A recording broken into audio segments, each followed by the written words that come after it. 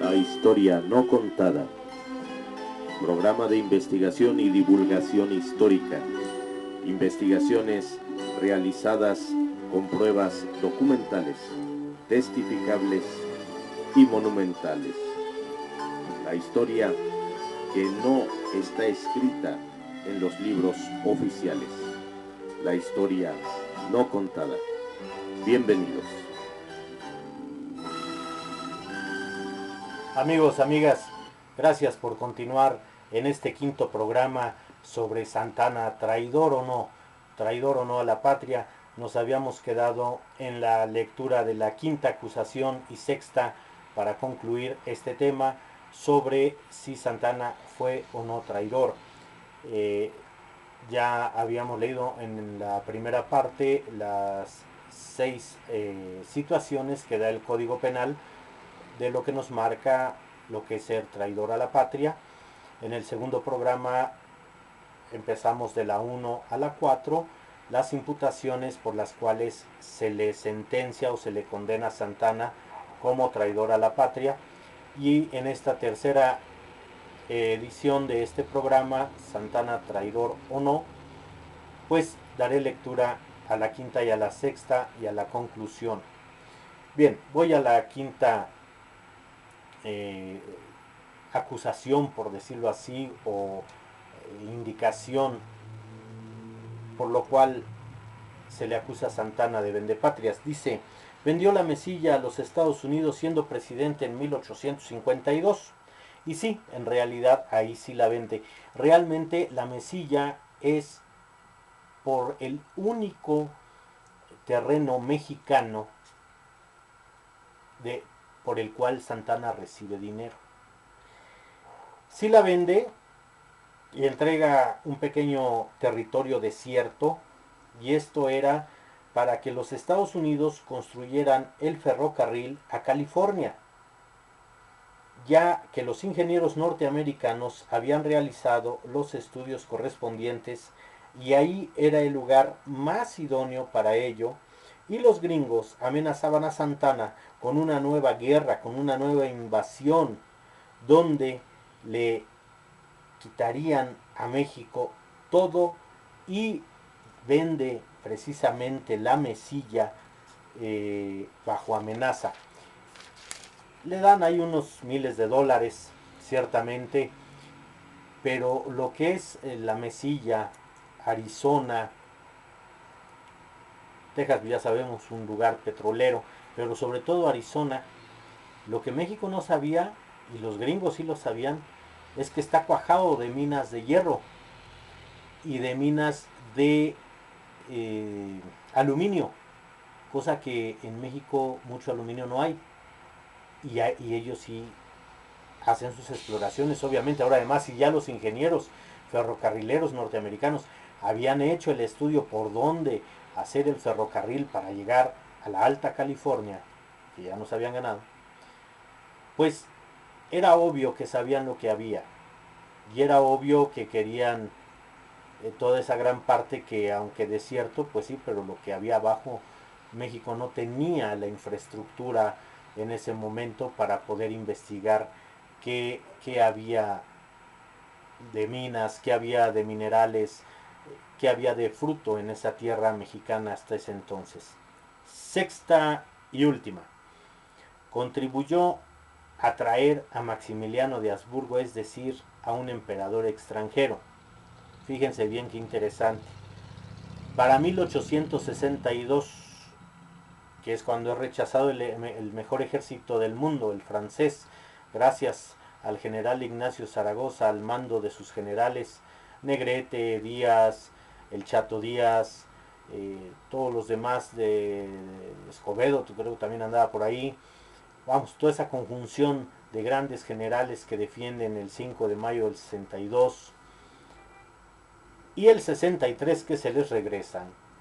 Y es cuando ya toman Puebla y de Puebla marchan para México, donde sí hay traidores, que primero fueron niños héroes olvidados, como el general Miguel Miramón, y sus otros dos hermanos también fueron generales, y sobre todo el hijo de Morelos, Juan Nepomuceno Almonte.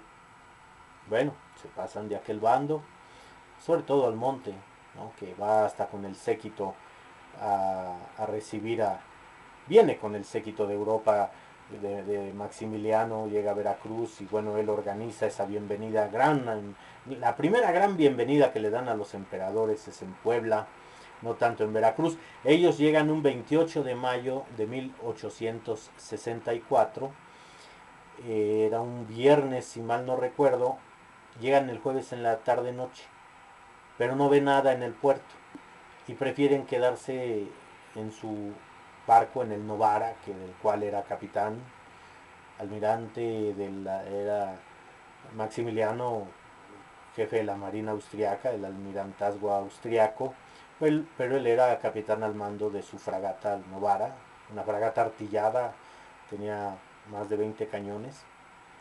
Y al día siguiente entonces sí ya es cuando bajan y ya son invitados y se hacen los honores, se toca el himno nacional y todo aquello. Para aquellos que digan, ay, ¿a poco con Maximiliano ya existía el himno nacional mexicano existe desde 1854 y aquí estamos hablando de 1864, o sea, tenía ya 20 años de existir nuestro himno. Bien, entonces ya para el 62 y el 63 ya nadie quiere a Santana. Entonces ya no es tomado en cuenta para traer al príncipe extranjero y además sale del país, lo corren del país, pero él no sale solo. Cuando llega el mariscal François Achilles Bazin, el mariscal Bazin, conocido para todos, que es el que dirige todo el teatro de operaciones militares francesas en México, la campaña en México, él es, y eso no lo dicen los libros, él es el que corre a Santana del país y corre al ministro plenipotenciario de Napoleón III de México, que era Dubois de Saligny, que es el que no respeta el Tratado de Guadalupe cuando vienen las fuerzas invasoras de España, Inglaterra y Francia y llegan a Veracruz y tratan con don Manuel Doblado y porque Juárez suspende los pagos de la deuda porque México no tiene dinero y bueno, respetan, se les atiende lo mejor posible, Veracruz un lugar muy insalubre, los soldados empiezan a caer enfermos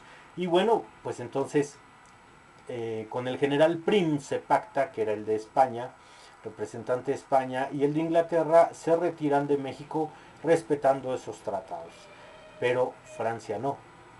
Y el que mueve todo para no respetar esos tratados es Dubois de Saligny.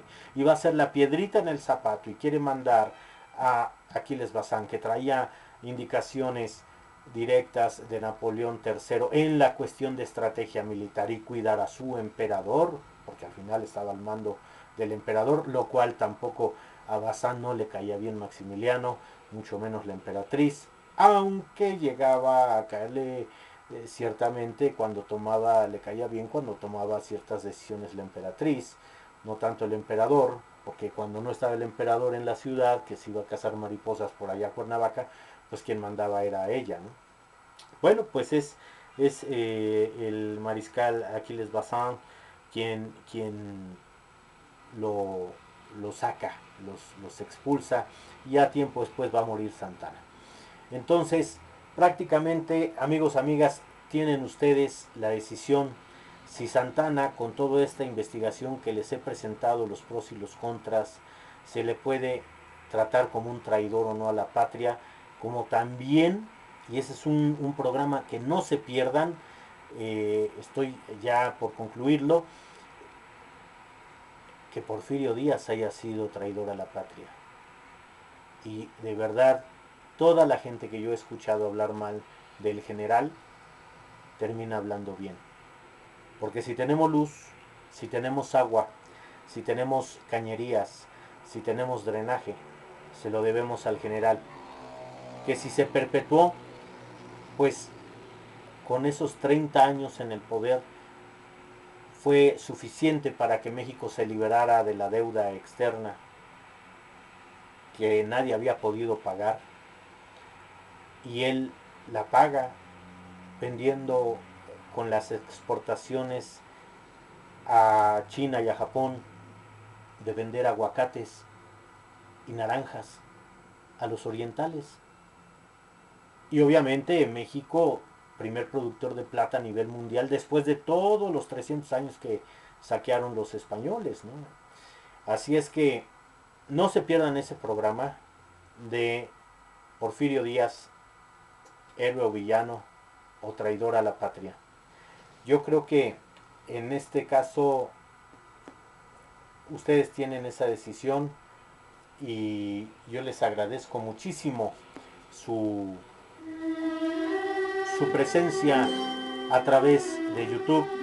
Suscríbanse, denle like, denme réplica también, algunos comentarios, y próximamente estaremos organizando algunas visitas según el quórum, como se vaya armando, nos organizamos, ya sea al castillo de Chapultepec o a intervenciones ahí en Churubusco.